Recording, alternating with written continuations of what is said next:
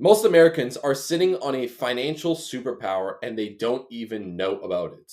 See, I help non US citizens get access to American credit. Now, we also do help Americans specifically, but we specialize mostly in non Americans. But I have to tell you, given that I'm speaking to an American right now, you do not even understand what kind of power you're holding right now. You can open up an LLC and get access to $250,000 worth of funding with no bank statements. And just by telling you this, that sounds like a lot of power. That sounds like a lot of leverage. And by having a lot of leverage, you can either make a lot of money or completely destroy your life. Most people in America are actually worth negative dollars. They're worth negative $0, less than $0.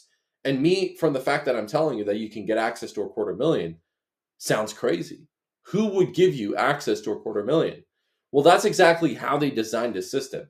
They designed the system in a way that promotes capitalism, that promotes business owners.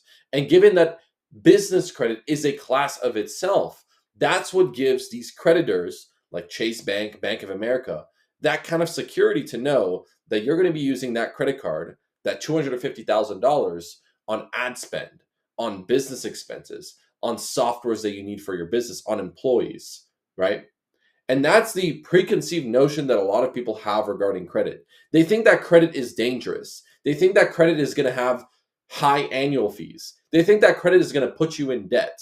But my question to you is, why is it that most billionaires, multimillionaires, and successful startup owners all used business credit to build their business? They're all using other people's money, right? Elon Musk is worth $400 billion. I don't even know how much he's worth at the time of you watching this, but he's worth 400 billion right now. Why is it that he's borrowing the bank's money every single month to pay off for his expenses? Well, it's because he understands that by using the bank's money, he's going to be making more money from if he just dilutes his assets. Now, not to get too technical, you are sitting on the strongest financial superpower of the world.